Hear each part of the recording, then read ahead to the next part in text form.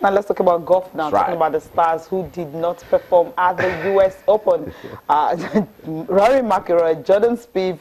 I mean, they're actually hoping that they can, move away from that disappointing outing they had at the U.S. Open last week, and of course, focus on another championship coming up today, talking about the Travelers Championship. But for Rory McIlroy feels he wasn't really athletic enough, he wasn't really fit for the US Open, and someone who was fitter, talking about Koepka, was the guy who got it ahead of them. But this Erin Hills, they're complaining about, talking about the course. They said it's very difficult, so the test is hard, the course is hard, so it's one of the toughest course they will have to play on when it comes to the golf course. But at the end of the day, somehow you just have to be fit and be ready and be athletic enough. And that's why I don't understand what they're talking about. These superstars make me worry. Rory McIlroy was disappointing. Jordan Spieth didn't even come to it. Why they're complaining about Erin Hills? The likes of Jason Day said they were comfortable with it, with the course, that they loved it. Dustin also said the same thing. So I'm not buying that from Rory McIlroy. They didn't let them just stay with it. Was a disappointing outing, and they need to move on from there and get ready, play some more golf.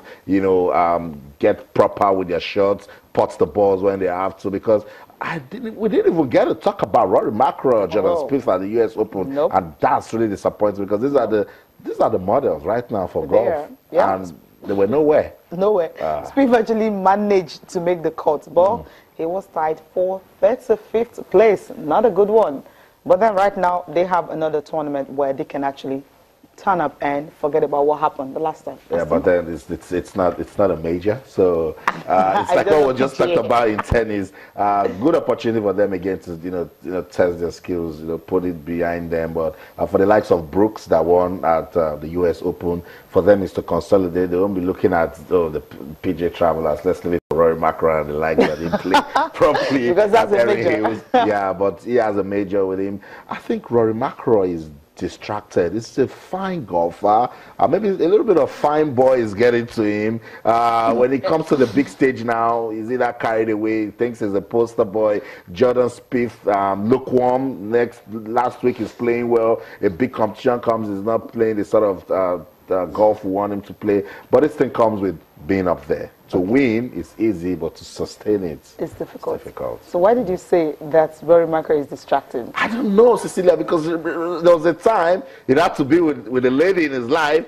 It's a good. No, I mean, when we were talking about, we said, he said, go away. He said, I don't want to call her name. He said, Caroline, go away, and then it started on a steady, but I mean, it was really disappointing at the U.S. Open. I kept us day one, no Rory McIlroy. Day two, no Rory McIlroy. Until Sunday came, and we didn't talk about Rory McIlroy. So I'm glad he's disappointed and he wants to put it behind him. So he's going to take the PGA Travelers Championship very serious, and then hopefully we get talking about it and are preparing properly for a major one. He doesn't have a choice, because when you're up there, you're top there, you know what to do for you to get back to that position you were once was. That's the way it is for him. Okay, so that's it. Sports this morning on Channels Television. We'll go on a quick break. We'll come back. I'm sure there's still so much more to talk about. Don't go anywhere. Stay.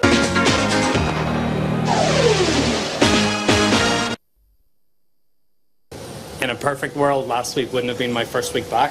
It's a U.S. Open. It's a high stress, high pressure sort of event, and I just hit my stride a little too late. I played well the last 9 holes on Friday, and I was just trying to shake the rust off before that, and I started well on Thursday, but it all sort of caught up with me. If you were to say what was Tiger's biggest impact on the game, it's the fact that there's so many kids now that are trying to, it used to be kids used to play golf as a hobby and something to do in the summertime. Now it's kids want to play golf to win tournaments and to be a professional golfer, and so that's been a huge impact as well. And that's why you see, you look at this class of 11, I guess. You got Justin Thomas and Jordan and Daniel Berger, and all these guys are coming through. So it's deep out here, and it's great for the game. You might not see a dominant player in the game like we've seen in the past, but it's not necessarily a bad thing.